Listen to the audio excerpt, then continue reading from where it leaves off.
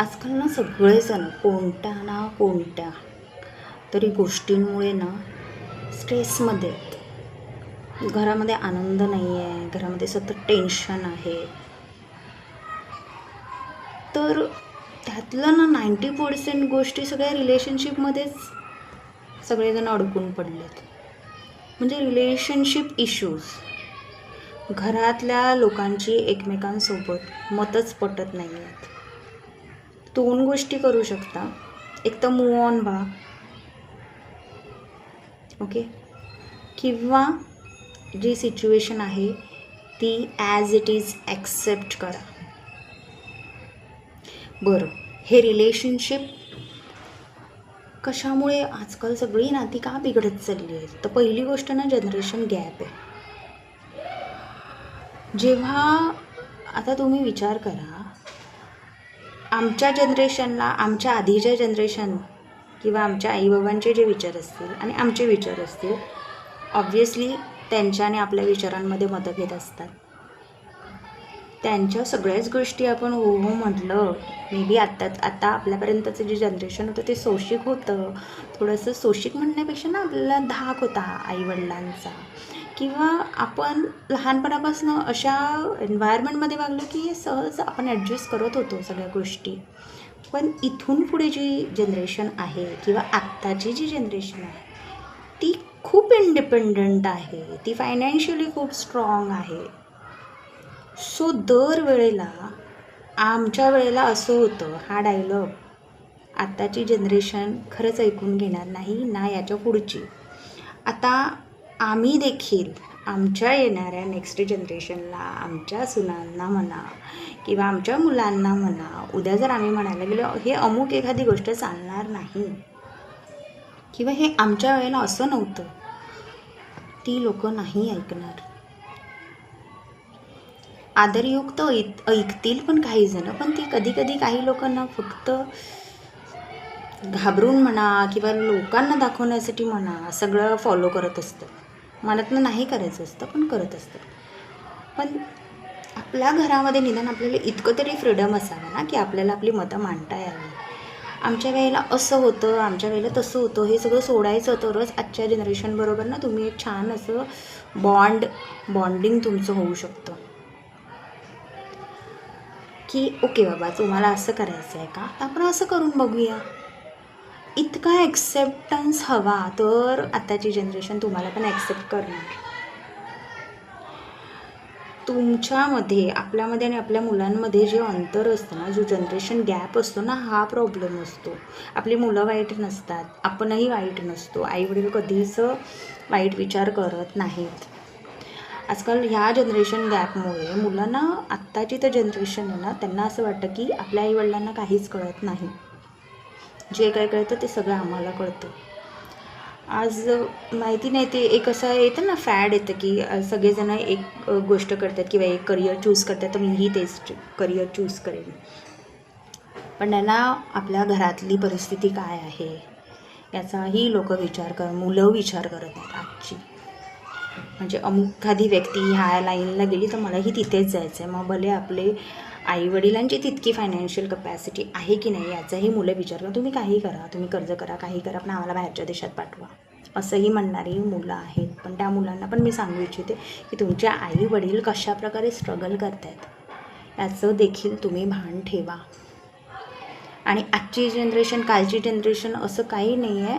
आम्हीही त्यावेळेला मोबाईल्स नव्हते, कम्प्युटर्स नव्हते, ज्या सुखसोयी तुम्हाला आत्ता या मिळत आहेत. अगदी एक क्लिकवर तुम्हाला सगळं जे काही हातात मिळत आहे ते त्यावेळेला मिळत नव्हतं. तेव्हाही आम्ही सगळ्या गोष्टी मॅनेज करत होतो. आता मुलं 10वीत गेल्या ठीक आहे, आता काळाची गरज आहे म्हणून त्यांच्या हातामध्ये मोबाईल असतो. आम्ही ऑफिसला जाईपर्यंत आमच्या हातामध्ये मोबाईल नव्हता. आम्ही आमच्या सांगितलेल्या वेळेला, अमुक एखाद्या वेळेला क्लासला भेटायचं आहे तर आम्ही भेटत होतो. पण जे काही असेल ते, पण आत्ता हे नाही चालणार. म्हणजे आता तुम्हाला ह्या गोष्टी मस्ट आहेत. शाळेचे मेसेज येतात, कॉलेजचे मेसेज येतात, मुलांना मोबाईल द्यावाच लागतो. काळाप्रमाणे आपल्याला बदलावं लागतं. मुद्दा हाच आहे की काळाप्रमाणे आपल्याला बदलावं लागतं. मग हे झालं मुलांच्या बाबतीत. घरात अजूनही काही गोष्टी असतात की आजकाल आता कुठे आहे एकत्र कुटुंब पद्धती, नाही आहेत ना. रोज उठून एकमेकांसोबत वाद घालण्यापेक्षा जर लोक वेगळी राहून खूप आनंदात राहत असतील, खूप एकोप्याने राहत असतील, तर काय वाईट आहे. शांतता महत्त्वाची, तुमची मनःशांती महत्त्वाची, तुमची हेल्थ महत्त्वाची, तुमचं मेंटल हेल्थ महत्त्वाचं आहे. तुम्ही मुळात महत्त्वाचे आहात. एक पाऊल पुढे जा किंवा एक पाऊल मागे या. प्रॉब्लेम सॉल्व करायचे असतील आपल्या आयुष्यातले, तर ते आपणच सॉल्व करू शकतो. दरवेळेला माझ्या मनासारखंच होईल, माझ्या मनासारखंच झालं पाहिजे हा अट्टाहास नसेल ना, तिथे तुम्ही खूप आनंदी राहू शकता, तिथे तुम्ही खूप खुश राहू शकता. प्रॉब्लेम कुठे आहे माहिती आहे का? आज अढी आहे, प्रत्येकाच्या मनात कसली ना कसली तरी अढी आहे की मीच का करू, माझंच बरोबर आहे, याचंच चुकलं आहे किंवा हिचंच चुकलं आहे. आणि सतत काही लोक तर इतक्या इंटेन्शनली छान मनाने वेगळं होतात, डिसिजन घेतात, स्वतःच्या लाईफमध्ये मूव्ह ऑन करतात, तरीसुद्धा काही व्यक्ती आता त्यांचा लाईफमध्ये दूरपर्यंत त्यांच्याशी संबंध नाही, तरी सकाळी उठल्यावर रोज त्या व्यक्तीला शिव्याशाप द्यायचे, त्या व्यक्तीबद्दल सतत वाईट बोलायचं. त्या व्यक्तीचं 1% पण वाईट होणार नाही कधी. तुम्ही तुमची कर्म खराब करताय. आपण आपली कर्म खराब करतो जेव्हा तुम्हाला असं जर वाटत असेल की आपण दिवसभर देवाचा जप करतोय, जपमाळ घेऊन बसतोय आणि तुम्ही देवाला खुश करताय, तर असं काही होत नाही. देव तुमची कर्मच बघतो. देव आपली कर्म बघतो की ही व्यक्ती दिवसभर किती जणांना मदत करते, ही व्यक्ती दिवसभर किती जणांबद्दल चांगलं बोलते. तुम्ही जे व्हायब्रेशन पाठवणार ना, ते 1000 पटीने तुमच्या लाईफमध्ये रिटर्न येणार. सो हे जे नात्यांमधली सगळी भेळ चालली आहे ना, असं गल्लत चालली आहे, तर त्याचं सोल्युशन पण आपल्याकडेच आहे. आजकाल मी बघते सख्खे भाऊ बहीण त्यांचं पटत नाही आहे, आई वडिलांचं पटत नाही आहे. म्हणजे काय चाललं आहे? ही तर आपली संपत्ती आहे, आपले आई वडील, आपली भावंडं, आपला प्राऊड आहे तो. तिथे कुठून जुळवून घेता नाही आलं ना, तर आपण मग कोणाशीच जुळवून नाही घेऊ शकत लाईफमध्ये. आणि काय मग का असते फॅमिली? कशासाठी असते फॅमिली? म्हणजे असं काहीही झालं, छान झालं, तर पहिला फोन आपला आई हे झालं, हां बाबा हे झालं, किंवा आपण आपल्या बहिणींना फोन करतो, भावंडांना फोन करतो.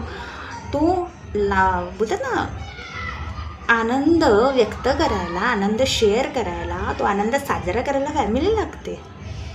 सो ना हल्ली ना खूप जणांनी त्यांचं काय काय सांगितलं, हे चाललंय. मी म्हटलं एकच सांगितलं, तुम्हाला काय हवं आहे, तुम्हाला आनंदी राहायचं आहे, तुम्हाला स्ट्रेस नको आहे, तर एक पाऊल त्या व्यक्तीने मागे घ्या की ज्याच्यामुळे प्रॉब्लेम्स होत आहेत. काही कमीपणा वगैरे येत नाही. आपल्या घराची वास्तुदेवता 24 तास तथास्तु म्हणते. संध्याकाळी दिवे लागण्याच्या वेळेला नाही, 24 तास तथास्तु म्हणते. आपल्या घरामध्ये नेहमी छान व्हायब्रेशन असावेत, आपली मुलं बाळं खूप खुश असावीत. आपण जिथे जाऊ तिथलं वातावरण चेंज व्हावं, असं व्यक्तिमत्व घडवा स्वतःचं. म्हणजे मी जिथे जाईन ना, तिथे मी प्रॉब्लेम सॉल्व करेन. मी प्रॉब्लेम वाढवण्याचं कारण कधीच नाही बनणार. मी जिथे जाईन ना, तिथे सगळ्यांना ब्लेसिंग्स देईन, कोणासाठी अपशब्द नाही काढणार तोंडातून. मी जिथे जाईन ना, तिथे खूप छान असं हॅपी असेल सगळं, असं हलकं फुलकं वातावरण क्रिएट करेल, ताणतणाव नाही क्रिएट करणार.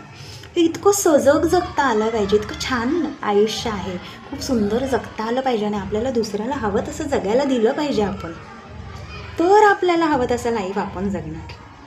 सो नक्की विचार करा. खूप छोटे छोटे प्रॉब्लेम्स आहेत हे, घरगुती प्रॉब्लेम्स तर खूपच छोटे आहे मी म्हणेन. आयुष्यात ना आपण खरंच ब्लेस्ड आहे, आपल्याकडे सगळं आहे. तुम्ही विचार करा, म्हणजे आत्ता मी जेवलो आहे, आता मला रात्री जेवायला मिळेल की नाही याचा विचार करणारी, त्याला दुःखी म्हणा, ती व्यक्ती दुःखी आहे की बिचाऱ्याला आता दुसरा रात्रीचं जेवण मिळणार की नाही, हे मोठं दुःख आहे ना. आपल्याला सगळं मिळालं आहे. सो वी शुड ग्रेटफुल की वाव काय लाईफ आहे, की सगळं आहे, घर आहे, सगळं आहे, नाती आहेत, फक्त ती जपता आली पाहिजे. आणि ती मात्र जपा. कारण एकदा वेळ निघून गेली की ना नाती राहत ना माणसं बोलतात ना, आपण काय अमरत्व घेऊन आलेलो नाही आहे की नाही मी राहणार, मी 100 वर्ष जगणार, असं काही नसतं. आजचा दिवस माझा आहे, हा क्षण माझा आहे, याच्या पुढच्या क्षणी मी आहे की नाही याची मला शाश्वती नसते. पण तरी आपण बेभान होऊन वागतो आहे. आयुष्याची वर्ष अशीच घालवतो आहे. तर तसं नाही, आयुष्यात यायचं, आशीर्वाद द्यायचे भरभरून सगळ्यांना, आणि मग बघा युनिवर्स कशी जादू करतो. इतके तुम्ही जेव्हा एखाद्याला आशीर्वाद द्यायला लागता, आनंद द्यायला लागता, युनिवर्स ना तुम्हाला 1000 पटीने तुमच्या लाईफमध्ये आनंद, सकारात्मकता, चांगली चांगली लोकं, छान छान संधी, सगळं काही घेऊन येतो. येस, ट्रस्ट मी, हे सगळं होतं लाईफमध्ये. असे सगळ्या गोष्टी करून बघा. अंतर्मनामध्ये सतत दुसऱ्याविषयी क्रोध, जेलसी, ह्या सगळ्या भावना आणायच्याच नाही. जो असलं पाहिजे तो शुद्ध निर्मळ प्रेमच असलं पाहिजे सगळ्यांबद्दल खूप छान वाटलं पाहिजे आपल्याला. आणि मग बघा तुमच्या लाईफमध्ये किती सुंदर पॉझिटिव्ह बदल होतात. Thank you so much for watching.